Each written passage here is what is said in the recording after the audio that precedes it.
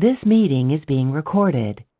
In Chapter 10, Problem 8, we're asked to draw the fishhook arrows to appropriately indicate which radical process is being done. So in example A here, what we see is indicative of hydrogen abstraction.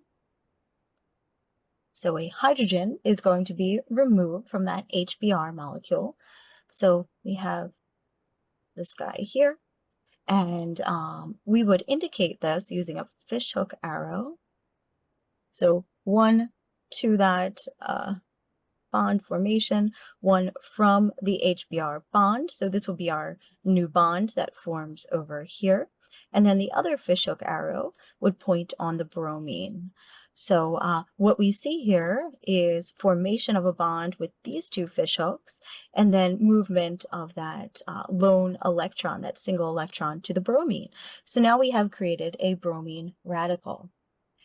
What we see in example B, this step is called addition to a pi bond.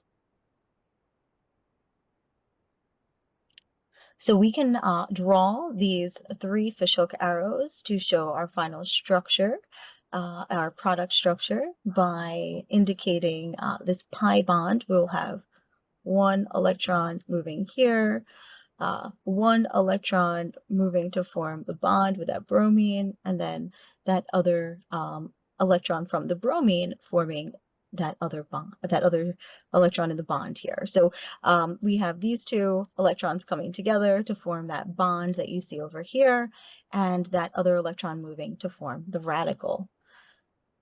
So in example C, we see another radical process called coupling.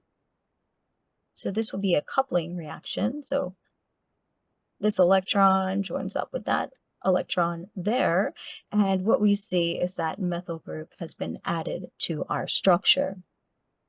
For this last example here, we also have a hydrogen abstraction rather.